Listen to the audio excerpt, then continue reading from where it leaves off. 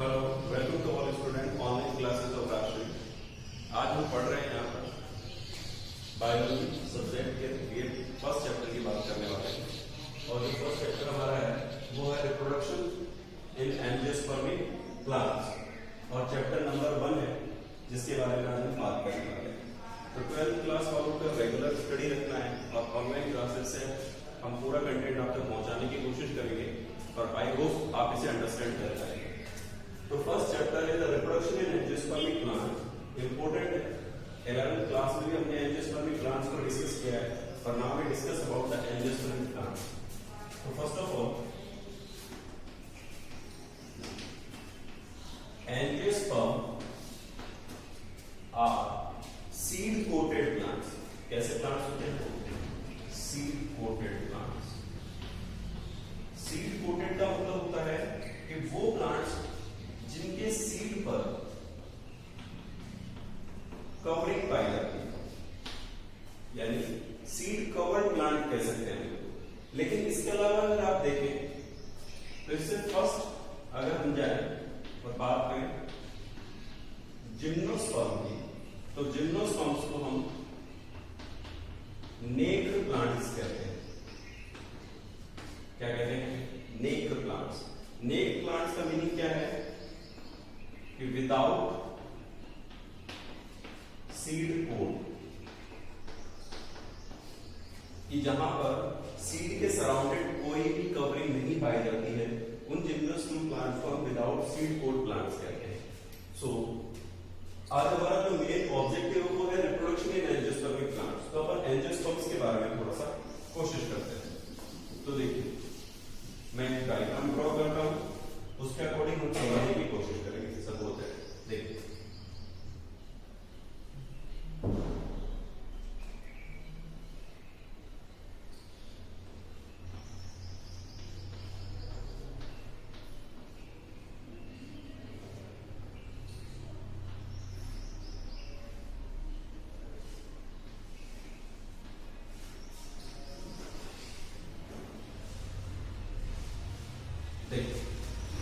अगर एक प्लांट पे डिस्कस करते हैं तो सबसे पहले इंपॉर्टेंट चीजें आपको कुछ ऐसे दिखाई देती है। इस सिस्टम को हम सूट सिस्टम कहते हैं। क्या कहा जाता है उसे? सूट सिस्टम कहा जाता है। जबकि इस वाले सिस्टम को हम रूट सिस्टम कहते हैं।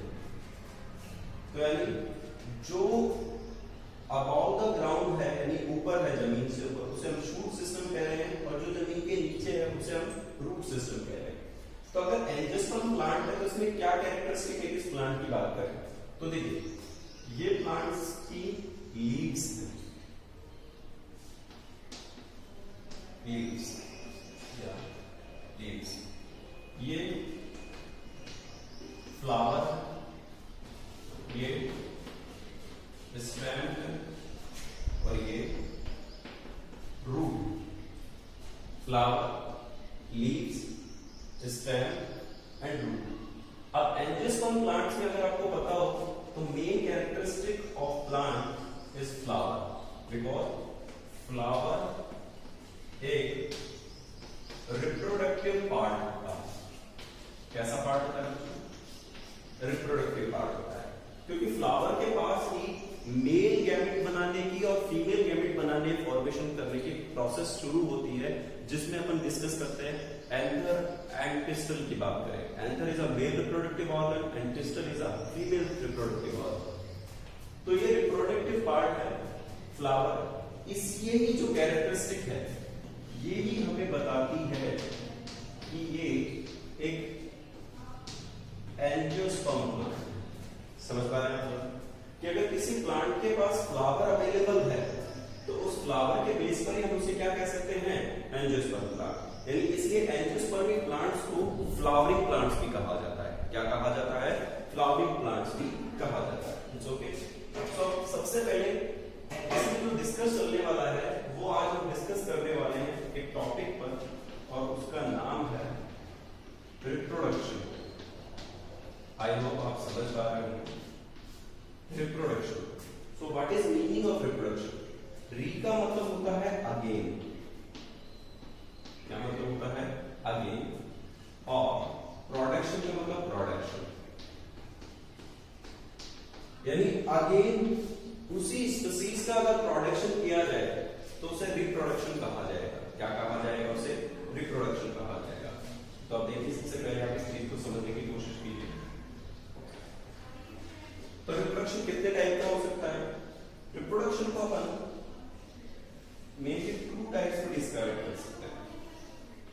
So first of all asexual reproduction and second of all sexual reproduction। तो यहां हम जब asexual reproduction को और sexual reproduction को डेवलप करेंगे, डिस्कस करेंगे, तो अपन यहां पर देखेंगे कि एंजियोस्पर्मिक प्लांट्स के अंदर asexual reproduction और sexual reproduction किस प्रोसेस के थ्रू हो रहा है और उन्हें हम जानने की कोशिश करेंगे। तो मेनली मैं आपको बताना चाहूंगा कि जो फर्स्ट चैप्टर है हमारा 12th में, उसमें सबसे पहले फर्स्ट चैप्टर में ओनली एसेक्सुअल रिप्रोडक्शन के मेथड्स को डिस्कस किया गया है। सेक्सुअल रिप्रोडक्शन के लिए एक सेकंड चैप्टर है, लेकिन हम ओवरऑल थोड़ा सा बेसिक बात करेंगे कि क्या डिफरेंसेस होता है एसेक्सुअल रिप्रोडक्शन में, क्या डिफरेंसेस होता है सेक्सुअल रिप्रोडक्शन में, एसेक्सुअल रिप्रोडक्शन कैसे डिपेंड होता है सेक्सुअल रिप्रोडक्शन पर, सेक्सुअल रिप्रोडक्शन में क्या एडवांटेज होते हैं कंपैरिजन टू एसेक्सुअल रिप्रोडक्शन के लिए। तो अपन बात करते हैं सबसे पहले। तो देखिए,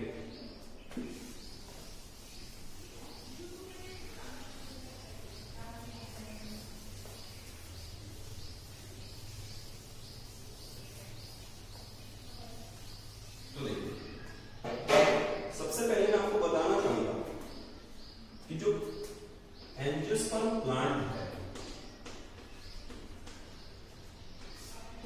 वो एंजियोस्पर्म प्लांट में एक मेन बॉडी होती है। What is main body? अगर हम मान लीजिए कोई आम का पौधा देख रहे हैं, जामुन का पौधा देख रहे हैं, यानी कोई भी अगर हम फ्रूट बियरिंग या फ्लावर बियरिंग अगर हम कोई भी प्लांट को देखते हैं तो उसे कंसिडर किया जाता है एंजियोस्पर्मिक प्लांट्स में।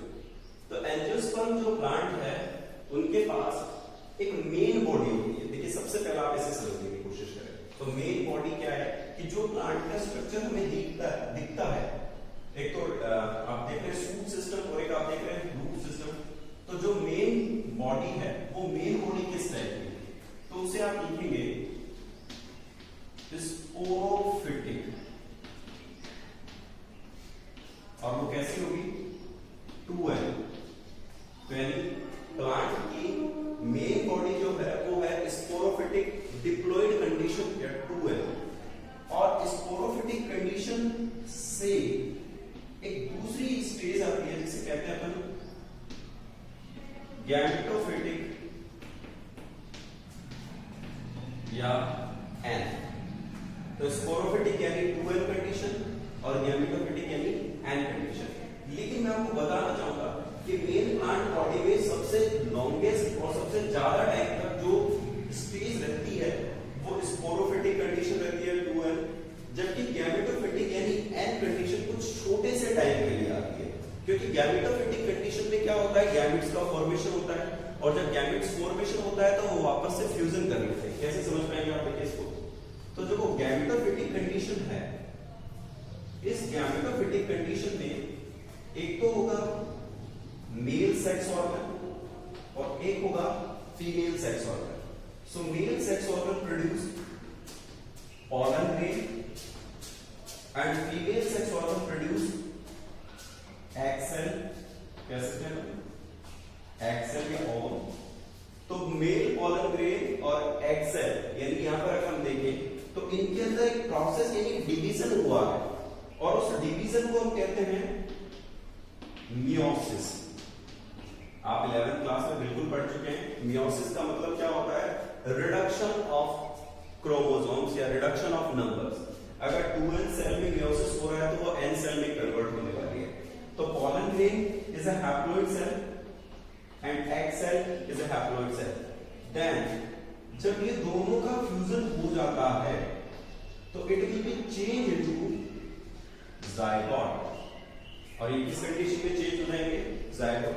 तो जायगोट एक सिंगल सेल है, लेकिन they have diploid number of chromosomes because they have 2n number of chromosomes because क्योंकि haploid number of chromosomes come on pollen grain and another is come on egg cell, यानी male reproductive organ और female reproductive organ में जो gametes थे उन gametes से एक structure का फॉर्मेशन हुआ जिसे हम जाइगोट कह रहे हैं और जाइगोट डेवलप होकर एक प्लांट बॉडी बनाता है या प्लांट बनाता है और उस प्लांट की जो मेन स्टेज कहलाएगी वो कहलाएगी स्पोरोफिटिक 2n कंडीशन।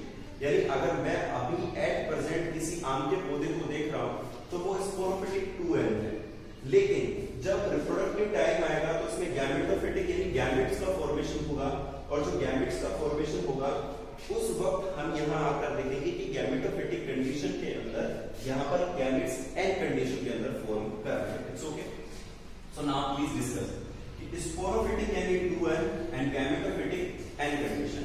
तो ये क्वेश्चन आता है कि प्लांट का मेन बॉडी क्या है, तो आपको याद रखना है स्पोरोफिटिक 2n या आप कह सकते हो डिप्लॉइड स्पोरोफिटिक और थोड़े से टाइम के लिए वेरी शॉर्ट टाइम के लिए यानी छोटे से समय के लिए वहां पर कौन सी कंडीशन आएगी, गैमेटोफिटिक कंडीशन आएगी और गैमेटोफिटिक कंडीशन में हम कैसे स्ट्रक्चर देखेंगे, यहाँ पर एन स्ट्रक्चर देखेंगे। आई गॉट, समझ में आया कोई वाली बात? अब अपन शुरू करते हैं यहाँ से रिप्रोडक्शन क्लास। तो ये सबसे पहला इंपॉर्टेंट है, आपको इसको याद रखना है कि स्पोरोफिटिक या 2n condition main plant body होता है जबकि गैमेटोफिटिक एक शॉर्ट टाइम के लिए रहता है। It's okay. सो अब हम आगे चलते हैं और रिप्रोडक्शन की बात करते हैं। आई होप आपको ये क्लियर हुआ होगा।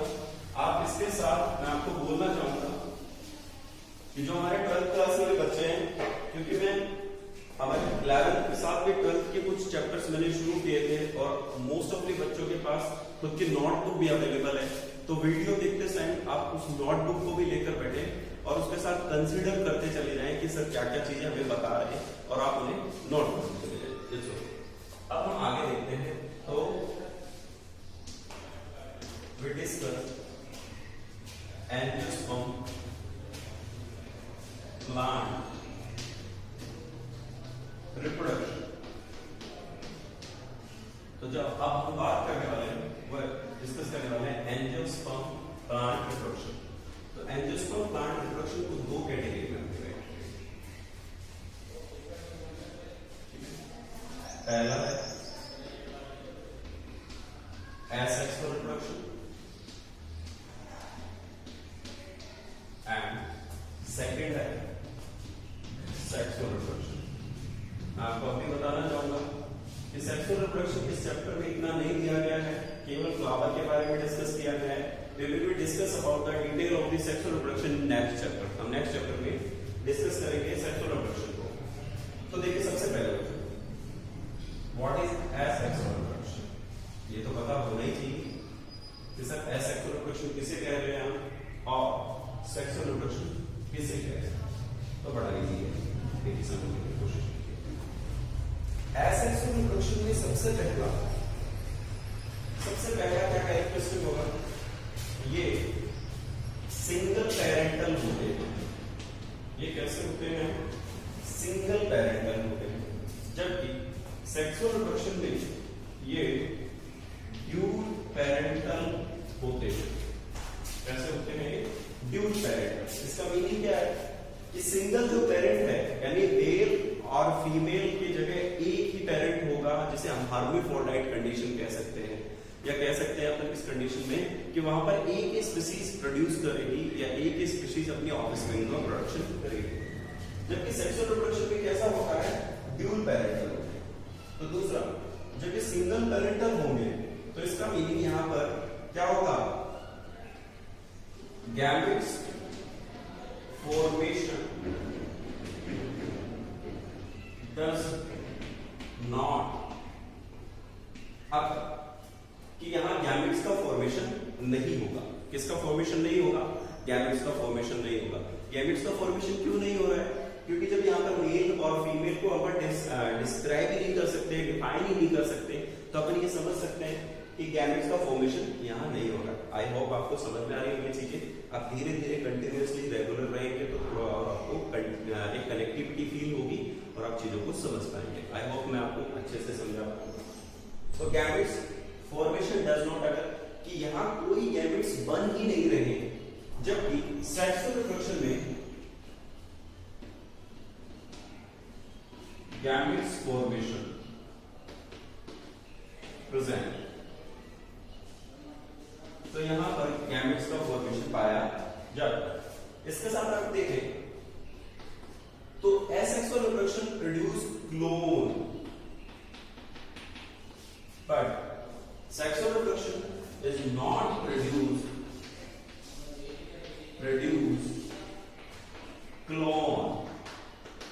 तो आपको बात समझ में आ रही होगी कि एसेक्सुअल रिप्रोडक्शन के दौरान क्लोन का प्रोडक्शन होता है, जबकि सेक्सुअल रिप्रोडक्शन के दौरान क्लोन का प्रोडक्शन नहीं होता है।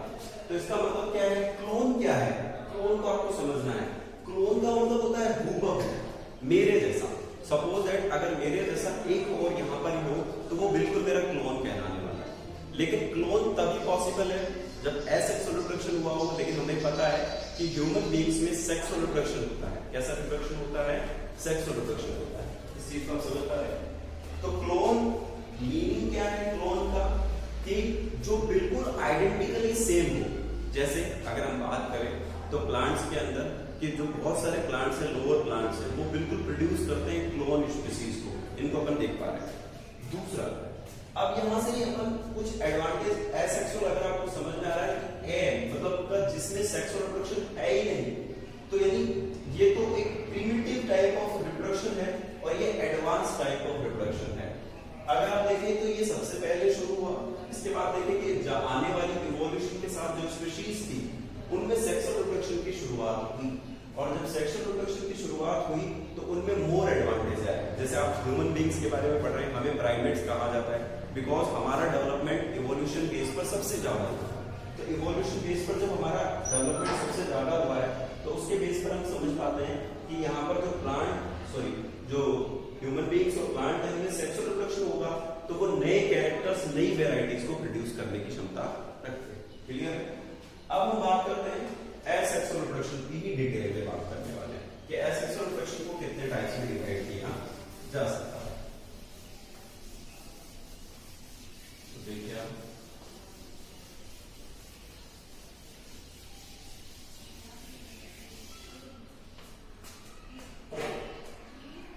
तो देखिए पहले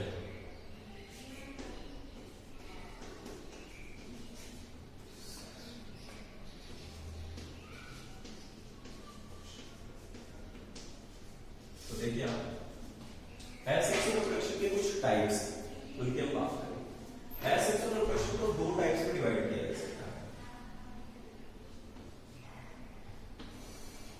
फर्स्ट है एगैमो स्पर्म एंड सेकंड है वेजिटेटिव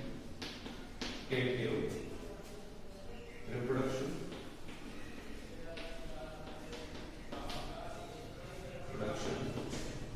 या आप कह सकते हैं प्रोपेगेशन। या तो आप कहेंगे वेजिटेटिव रिप्रोडक्शन या प्रोपेगेशन, या यहां पर एक टाइप है उसका एगेमोस्पर्म। अब थोड़ा सा सोचने की कोशिश करिए कि एसेक्सुअल रिप्रोडक्शन को हम दो पार्ट्स में डिवाइड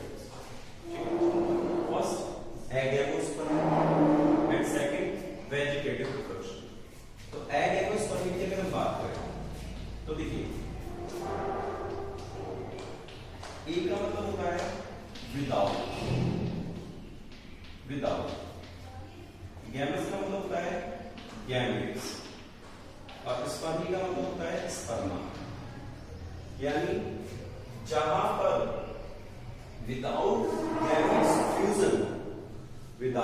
गैमेट फ्यूजन या विदाउट मियोसिस किसी सीड का डेवलपमेंट होता है और उससे एक नए प्लांट का डेवलपमेंट होता है तो उसे एगेमोस्पर्म भी कहा जाता है। इसको एक कॉमनली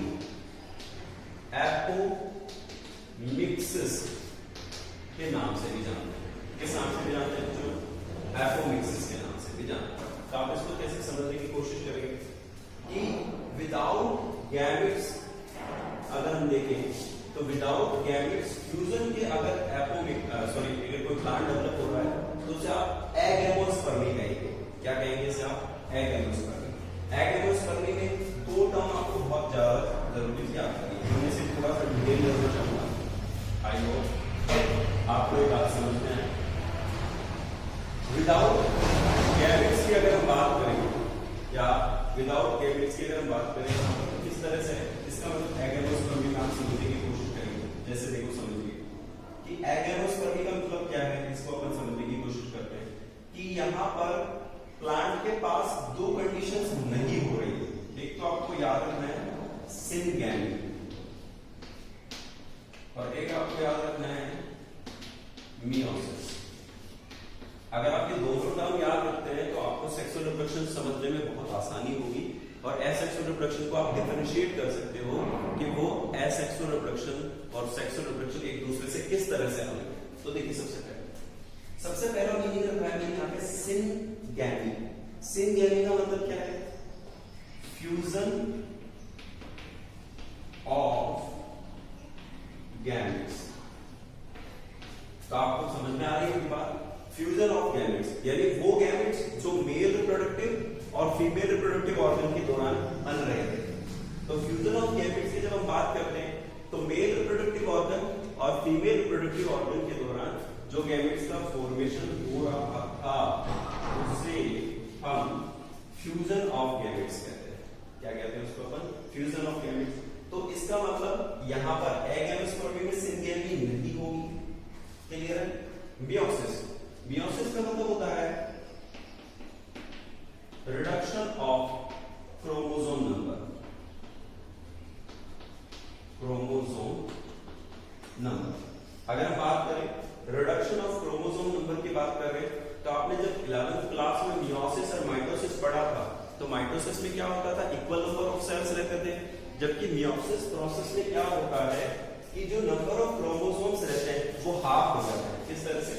जैसे human being have 46 number of chromosome, but जब मियोसिस होता है तो उसमें कितने नंबर ऑफ क्रोमोसोम हो जाएंगे? 23 नंबर ऑफ क्रोमोसोम्स यहाँ पर हमें देखने को मिलेंगे। तो एक तो आपको एगैमोस्पर्मी समझना है, दूसरा इसमें आपको मैं क्या बताना चाहूंगा कि एगैमोस्पर्मी प्रोसेस में क्या होता है कि एगैमोस्पर्मी प्रोसेस में सीड फॉर्मेशन तो होता है, सीड फॉर्मेशन तो होगा लेकिन विदाउट फ्यूजन। किसकी वजह से होगा वो? Without fusion.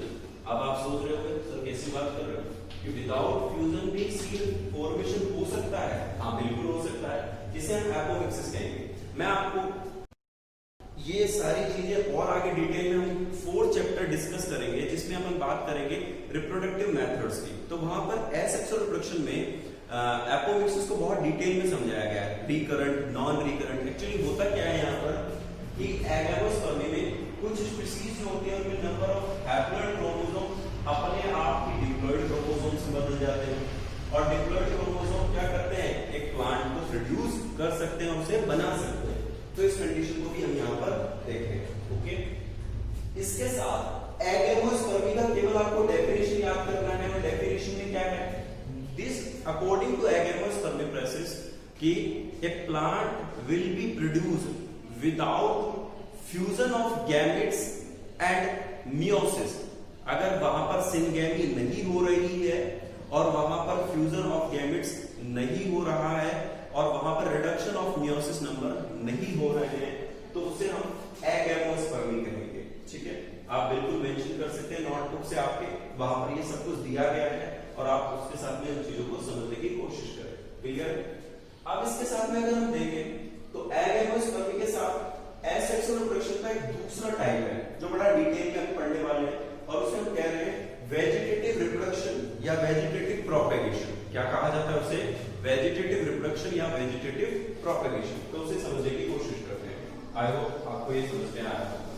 तो देखिए सेकंड थिंग हम अब जो बात करने वाले हैं वो है सेकंड थिंग की, और सेकंड थिंग क्या है जिसे अपन यहां डिस्कस करने वाले हैं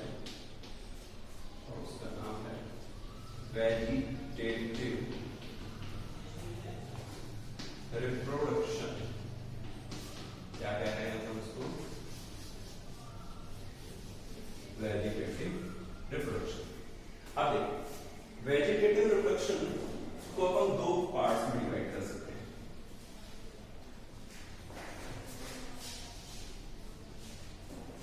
वेजिटेटिव रिप्रोडक्शन को अगर आप दो पार्ट्स में डिवाइड करोगे तो एक होता है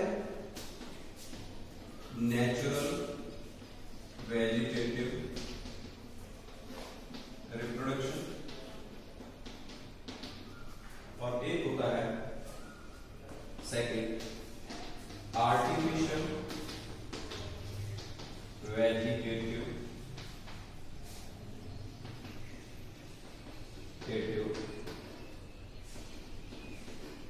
रिप्रोडक्शन। तो देखिए दो कैटेगरीज में डिवाइड किया, पहला नेचुरल वेजिटेटिव रिप्रोडक्शन और दूसरा है artificially vegetative reproduction. I hope आपको समझ आ रही बात। तो देखिए समझिए नेचुरल, अरे एक बार समझते हैं कि वेजिटेटिव रिप्रोडक्शन का मतलब क्या है। तो देखो वेजिटेटिव का मतलब होता है कि किसी प्लांट का कोई वेजिटेटिव पार्ट क्या हो सकता है एक्सेप्ट सीड। सीड को हम वेजिटेटिव पार्ट्स नहीं कह सकते। अगर आप बात करेंगे तो प्लांट में लीफ, प्लांट में स्टेम, प्लांट में रूट, प्लांट में अदर पार्ट्स की अगर नोड इंटरनोड्स की अगर हम बात करें, अगर उनसे कोई एडवेंटिशियस बर्ड्स डेवलप हो रही है, the adventitious bud can be develop in new plant, तो उसकी डिस्कशन अगर करें तो this is known as a vegetative reproduction. क्या कहा जाएगा उसको? Vegetative reproduction. तो वेजिटेटिव रिप्रोडक्शन को समझने के लिए आपको समझना है कि प्लांट का कोई वेजिटेटिव पार्ट अगर एक नए प्लांट को डेवलप कर सके तो उसे वेजिटेटिव रिप्रोडक्शन कहा जाएगा। या वी कैन से कि a plant vegetative part can be developed in new plant. This process is known as a vegetative reproduction. What is a vegetative reproduction में अगर कुछ यूज करें तो वेजिटेटिव रिप्रोडक्शन की अगर हम बात करते हैं तो वेजिटेटिव में क्या क्या आ सकता है, जैसे सपोज रूट आ सकता है, स्टेम आ सकता है, लीफ आ सकता है, ठीक है, root, stem, leaf, nodes, adventitious buds, ये सब अगर किसी प्लांट में डेवलपमेंट करें तो इन सभी चीजों से अपन समझ सकते हैं कि प्लांट का यहाँ पर फॉर्मेशन हो रहा है। आई होप आपको समझ में आई होगी बात कि ये सारी चीजें यहाँ से डेवलप करके नए प्लांट का फॉर्मेशन करते हैं। तो अपन आज ये बात करेंगे कि नेचुरल वेजिटेटिव रिप्रोडक्शन कितने टाइप का होता है और आर्टिफिशियल वेजिटेटिव रिप्रोडक्शन कितने टाइप का होता है। सो प्लीज अब आप यहाँ देखिए एक बार, तो नेचुरल वेजिटेटिव रिप्रोडक्शन क्या है। तो देखिए आपको वेजिटेटिव पार्ट क्लियर होना कि प्लांट का कोई वेजिटेटिव पार्ट एक्सेप्ट सीड नहीं हो सकता। अगर सीड से अगर प्लांट डेवलप हो रहा है तो फिर क्या होगा, सेक्सुअल रिप्रोडक्शन होगा। सीड को छोड़कर प्लांट का लीफ, स्टेम या रूट, ये सब चीजें अगर एक नया प्लांट प्रोड्यूस कर दें तो उसे हम कहेंगे वेजिटेटिव रिप्रोडक्शन। और जिस पार्ट से यानी जिस वेजिटेटिव पार्ट से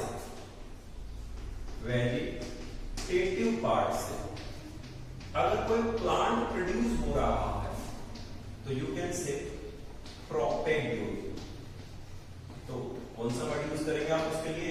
प्रोपेग्यूल। वेरी इंपॉर्टेंट, याद रखना है आपको कि प्लांट के जिस वेजिटेटिव पार्ट से एक नया प्लांट डेवलप होता है तो उसे हम कहेंगे वेजिटेटिव प्रोपेग्यूल। क्या कहा जाएगा उसको? Vegetative propagule. आई होप आपको समझ में आया। आज हम इसके टाइप को डिस्कस कर रहे हैं। अब देखिए नेचुरल वेजिटेटिव रिप्रोडक्शन किस तरह का हो सकता है। तो देखिए नेचुरल वेजिटेटिव सिस्टम में सबसे पहले अगर हम बात करें रिप्रोडक्शन में तो इसमें आपका बाय स्टेम, ठीक है, बाय लीफ, बाय रूट और बाय रिप्रोडक्टिव ऑर्गन्स।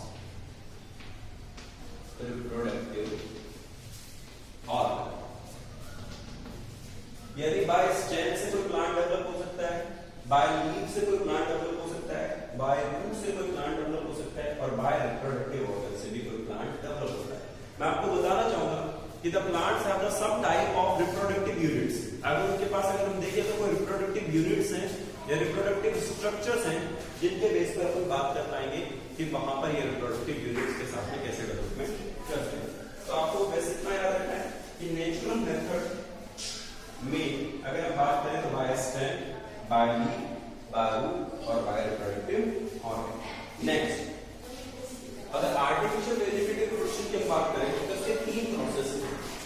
तो first is cutting, second is layering and third is a grafting. Cutting, layering and grafting ये आर्टिफिशियल वेजिटेटिव रिप्रोडक्शन के मेथड्स हैं जिनकी अगर हम बात करें तो इनके बारे में हम डिस्कस करेंगे। आई होप आपको ये सारी चीजें समझ में आई होंगी। अगर थोड़ा बहुत भी कोई डाउट रहता है तो मैं आपको बोल रहा हूं आप अपना नोटबुक साथ लेकर बैठे, एक बार उसे रीड कर ले, फिर मेरा लेक्चर आप देखें तो आपको चीजें कंसेप्ट और क्रिस्टल क्लियर हो जाएगी। इसके साथ आप अपना एक नोटबुक बना लें, वो नोटबुक में आप शॉर्ट चीजें लिखते चले जाएं कि सर ने प्रोपेग्यूल किसे कहा, ठीक है, वेजिटेटिव रिप्रोडक्शन में हम किस चीज को नहीं लेते जैसे एक्सेप्ट सीड होता है, इसके साथ रिप्रोडक्शन का मतलब क्या है, इन सारी चीजों को आप कंसिडर करते चले और चीजों को समझने की कोशिश करें। आई होप आपको ये अच्छा लगा होगा, तो आप कंटिन्यूस बने रहे और चीजें देखते रहे। हम अपनी कोविड-19 के अफेक्ट होने की वजह से अपनी स्टडी को इंटरप्ट नहीं कर सकते हैं और कल की क्लास में मैं आपसे यहाँ से आगे डिस्कस करूंगा।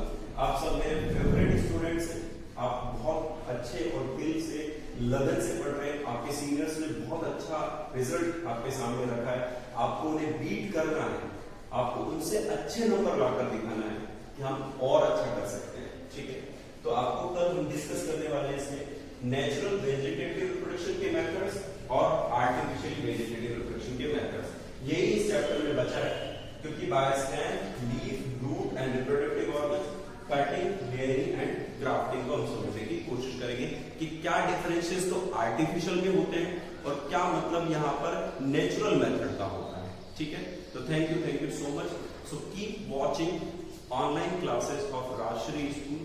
मैं biology tutor mister Govind Singh Tanwar आपको पढ़ा रहा हूँ और आपको चीजें समझ में आ रही है तो कंटिन्यूसली आप बने रहिए। Thank you so much.